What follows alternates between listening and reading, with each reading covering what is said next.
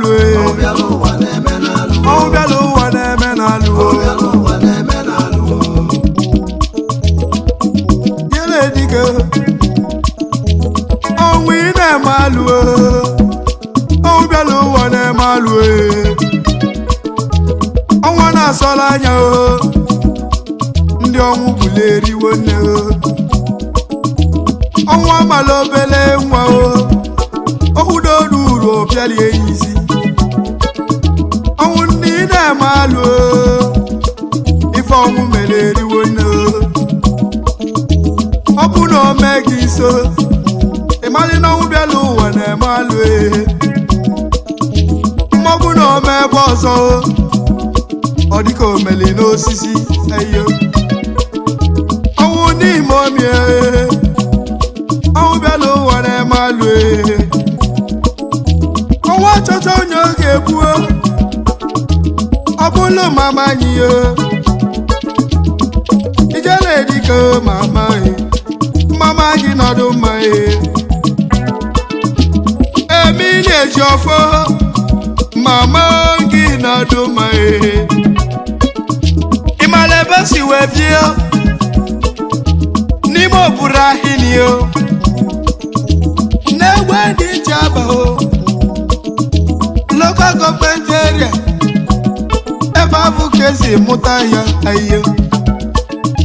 ịmala ebe na-anụ ya n'ụmụ dịka egwu edi Njaba local government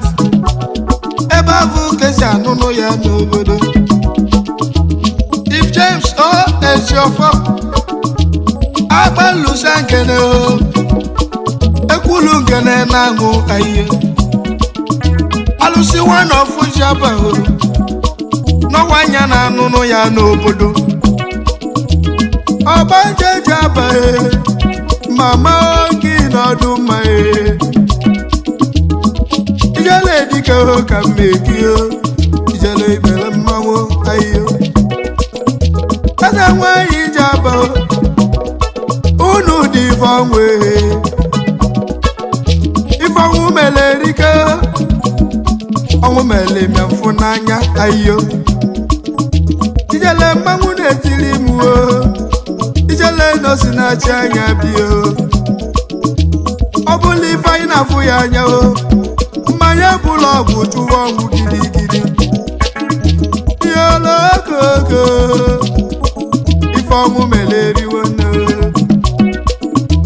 Emili Ejiofọ nna mụchara mụọ ya ọgbanje mama gị nọdụ mma mama n'idi nnewu awọlụmya mama nọ n'ụlọ gwa gị ife na-eme n'ezi na Njaba na-agwa ya okwu dị nnewu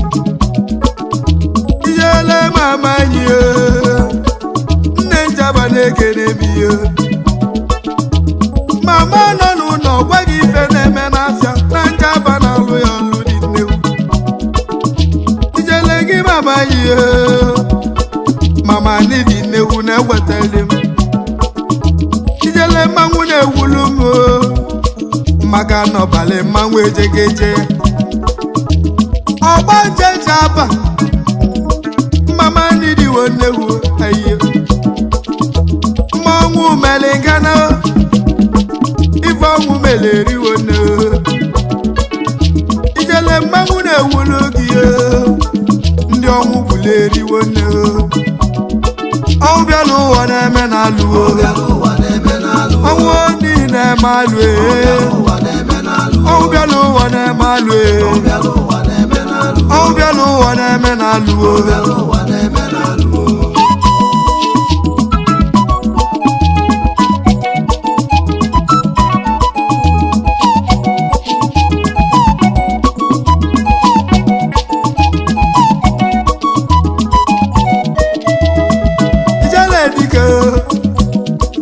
ife ọnwụ mere eriwo nne ọnwụ n'ime omie ọ bịala ụwa na-eme alụ ọnwụ bụlụ papa m Galadima oti egwu nye bụ papa si na Chukwu lahaja ije mọnụ ọ nọlọzi ya ka mewo papa si na kachi avulomia owu bulu Galadima na mmade na ewulo bu yozo yele ibangu melerika owu melika na dinnewu mama jeje bozuo owu bulu yonaba na mmade na ewulo bu yo mama wokuku ni demele ndomu bulu naba ijele mebulu ma bolomba ngozi nwanku ka mu na egwu okwu ya mama na ekene mi abolosi mfa mwa mu bulu ba naba ije na mmade na ewulo okwu ba n'obodo ijele mmanwu na ewulu mu unu n'ọdụ ma ijele dike ijele n'Osinachi wanyi o n'onwere onye mfulu n'ezie mmanwere ife na-agwa m ọ kpọrọ m Osinachi si gị beneta iwe n'ọgwụ ije ụwa anyị dị nnewu otu ọnwụ nri dịla anyị otu ọnwụ ka isi dịla ọnwụ n'obodo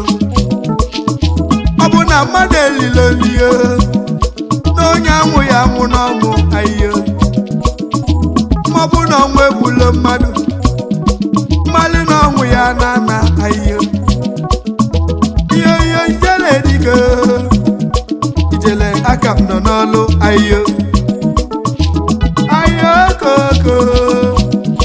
ijele badija nnewu ahịhịa ọ bịara ụwa na-eme alụ ọnwụ imalụ ọ bịara ụwa na-eme alụ ọnwụ niile malụ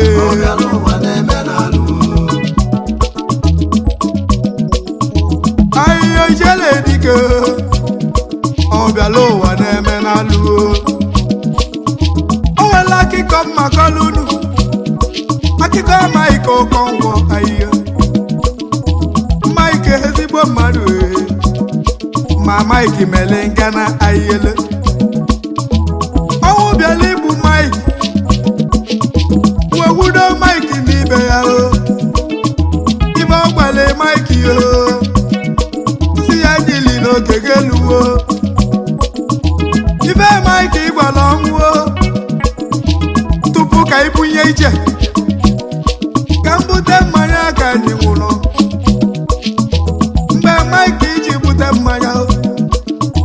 wee were ọgwụ ụlọ o were ihe tinyela ọnwụ nwụchara ịlaba ụlọ afọ Mike dị n'enu Mike kacha aba ya wede ya na nana ijele n'oso na mmanwụ ahịhịa mgbanwụ ji wetata ụlọ o wekpọ Mike afọ m n'ibe ezigbo mmadụ na amaghị egbula osigo ọsọ kadapụ ndị nọ n'elu ka mbido na ana ịbụ na ọnwụ egbuo Mike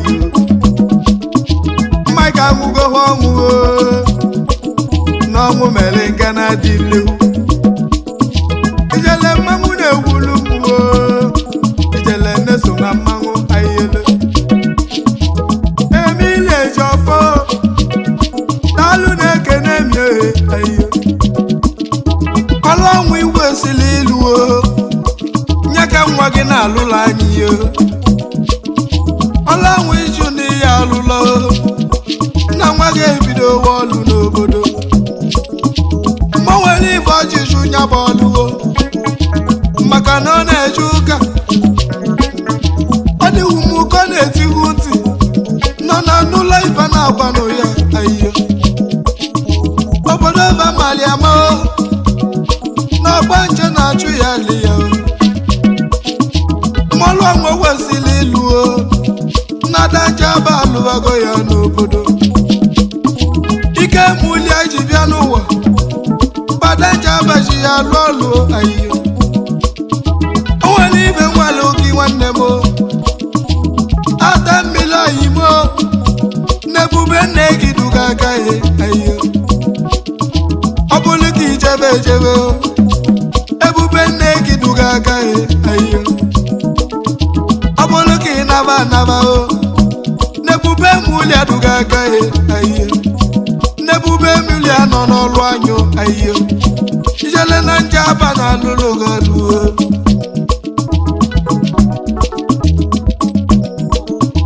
ọlụ ọnwụ ị na-alụlụ ụmụ ụwa na nwa gị ya alụlụ ya n'isi ma ndị ekechili na-abụo ada Njaba ya alụlụ ya n'isi ma ndị nọ n'ime afụfụ ijele ba ya atọsịcha atọsị ijele mmanwụ na-ewulu m ijele aka m nọ n'ọlụ ayolo mmiri Njaba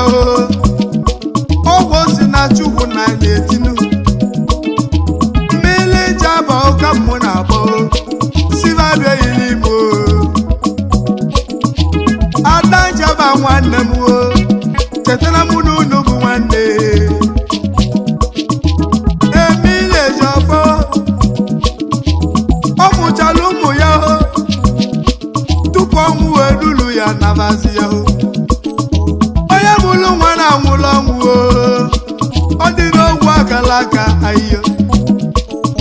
ijele mmanwụ na-etili unu ijele Osinachi ugwu ọnwụ bịala ụwa na-eme n'alụ ọnwụ onye na-eme alụ ọnwụ bịala ụwa na-eme alụ ọnwụ bịala ụwa na-eme n'alụ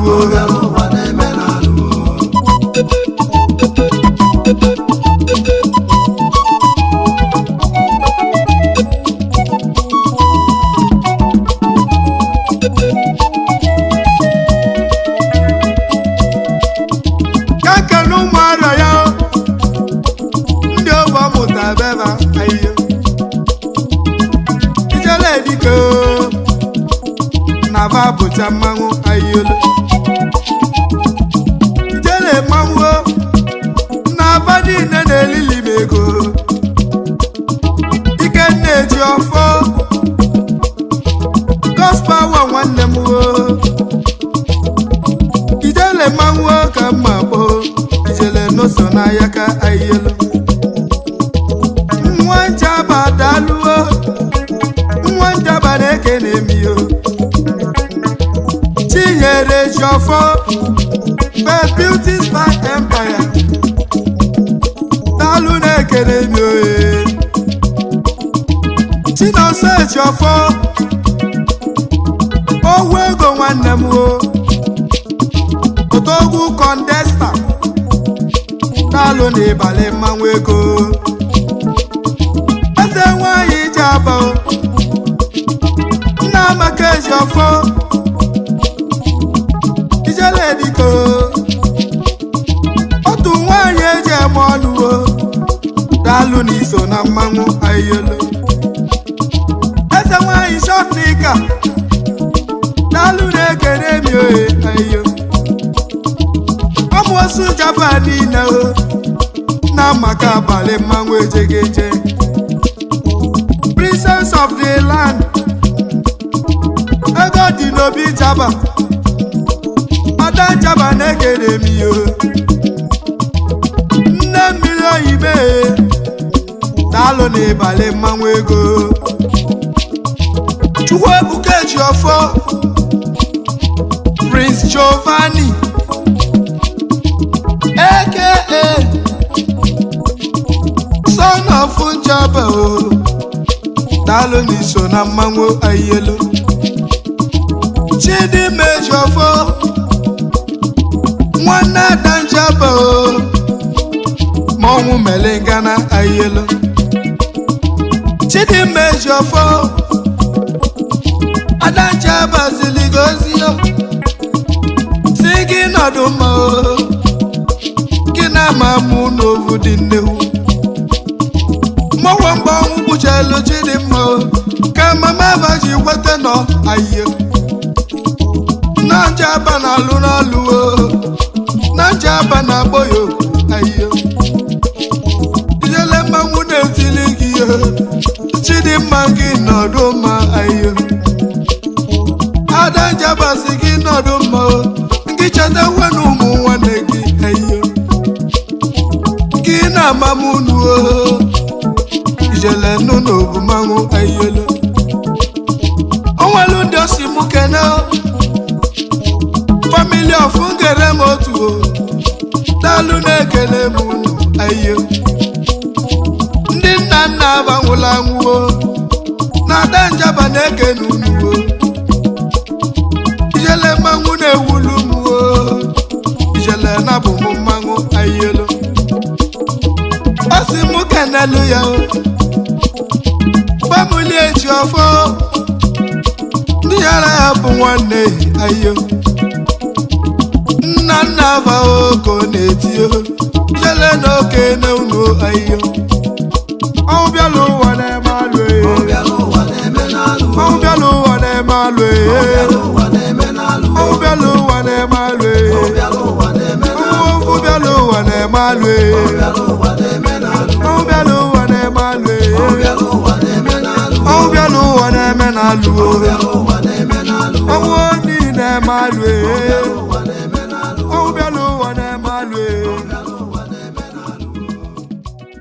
Subscribe to Safety TV. Don't forget to like our videos and hit the bell icon to stay updated with the latest.